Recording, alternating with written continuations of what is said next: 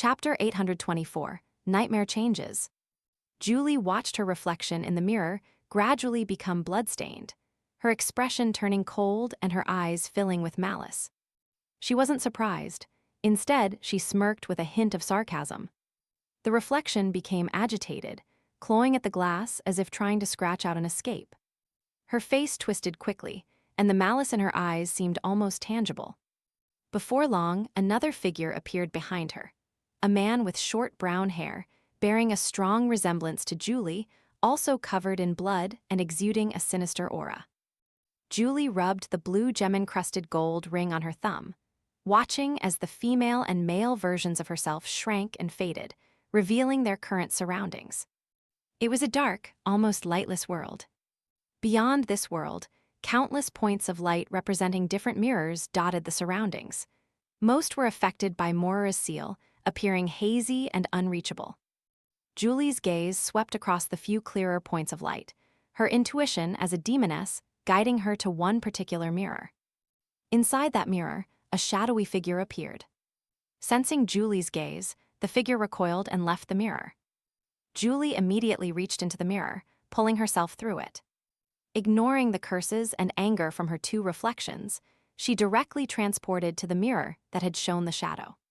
She emerged from a small mirror into a long-abandoned room, the traces of occupancy wiped clean.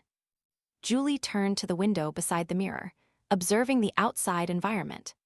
She saw a graveyard bathed in crimson moonlight, a cathedral-like library, and the clearly visible entrance to the underground mausoleum.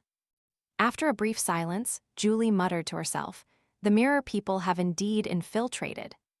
Upstairs in the carnivore bar, Lumion reclined in his chair, feet propped up, engrossed in his book. There was still time to study.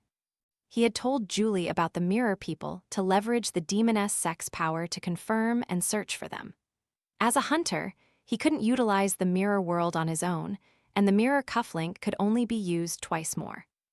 Remembering Archbishop Harroburg's advice to not overextend himself, Lumion decided to end his studies early and get some extra sleep tonight. Just as he was about to close his book, someone knocked on his door. It was Julie. She nodded slightly at Lumion, saying, "I found a mirror person spying on the mausoleum but couldn't catch them." "Only one," Lumion asked for confirmation. Julie tersely acknowledged his words, "Only one." She turned and headed to her room. Lumion chuckled and said, "Not only did you not catch them, but you didn't even see what they looked like." His voice was low, almost to himself, but loud enough for Julie to hear. Julie turned around and sneered. "At least I found traces of the mirror people, better than someone who needs me to confirm it." Lumion pretended to be stung, retorting, "I was just letting you fulfill your pitiful, insignificant purpose." Julie ignored him and went into her room. Lumion smirked to himself and closed the wooden door. Now, Julie should be less wary about him being capable of using the mirror world, right? In a daze, Lumion saw a blood-stained land, collapsed grand structures, and towering iron-black pillars, many of which were broken. Driven by instinct, he walked forward, passing through burning palaces, torrential rain, and a forest of lightning striking the ground. He stopped before a corpse. The body was charred black, the face flayed to reveal a scorched skull. Behind it lay a mountain of bodies and bones, piled hundreds of meters high. Lumion's gaze followed the corpses upward, sometimes meeting their eye sockets, which burned with pale or dark red flames. Finally, he was about to see the top of the mountain. Suddenly, intense fear and a compulsion to stop thinking and follow orders overwhelmed him. He jerked awake, gasping for breath. Another nightmare. The nightmares are becoming clearer and more frequent. Lumion glanced towards the ground, instinctively reaching out as if to touch something. He grasped only air.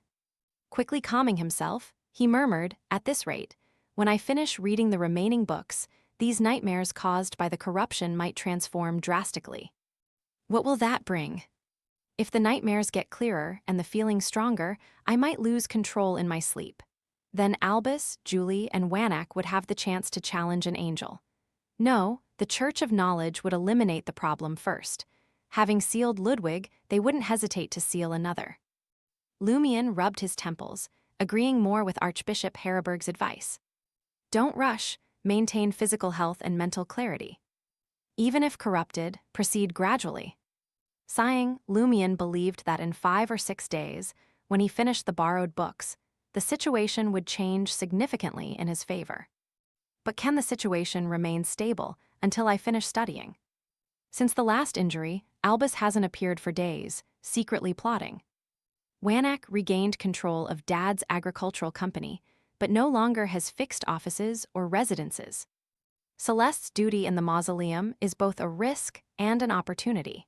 She might have advanced the demoness sex plans, and Julie's opportunity could be coming soon.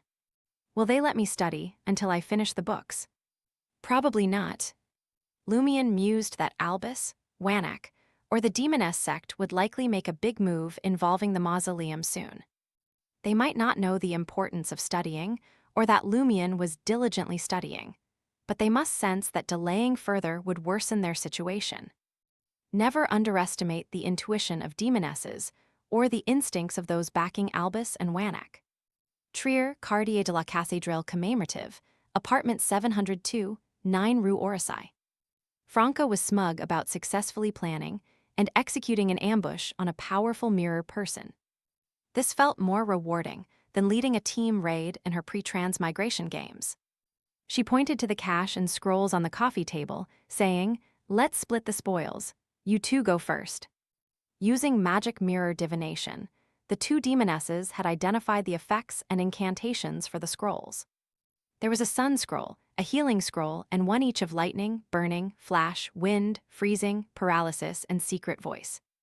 Anthony gestured for Jenna to pick first. Jenna, not wasting time with politeness, took the sun, lightning, and flash scrolls after a few seconds of thought. Anthony chose healing, paralysis, and freezing, leaving 460 Verl d'Or and the remaining 3 scrolls for Franca. Franca picked up the secret voice scroll, smiling. "This is perfect for coordinating operations. Surprised you didn't want it." The secret voice scroll created a secret channel linking 3 to 5 people within 50 meters, allowing them to communicate without being overheard or blocked by obstacles. You could leave it for Lumion, Jenna thought but didn't say, not wanting to dampen Franca's spirits. As they chatted, a messenger from Madame Judgment delivered a reply. "The Moses Ascetic Order will handle the abnormality in K. Marillo. You don't need to follow up." In Trier, in a room with overturned furniture and papers scattered everywhere. The Hermit, a major arcana card from the Tarot Club whom Franca and her team had met before, stood before a wall covered in meaningless lines. She wore black-framed glasses and a deep black robe adorned with eye-shaped purple patterns, examining faint traces of dried blackened blood, tears, and saliva. A nearly transparent, eyelashless, and indifferent eye hovered before her, silently observing. Its gaze seemed to contain countless stars and various scenes. After a while, the Hermit ignored the blackened blood, taking a small amount of the powder stained with tears and saliva. A dreamlike pumpkin carriage appeared before her, altering her appearance, aura, and physique. The Hermit calmly sat in the carriage. A group of mice pulled the pumpkin carriage into a tunnel outside the Trier catacombs. Still seated in the pumpkin carriage, the Hermit conjured a vibrant, slightly unreal ball of yarn. She infused the powder from before into the yarn and threw it into the tunnel's depths, leaving a bright thread on the ground, pointing the way forward.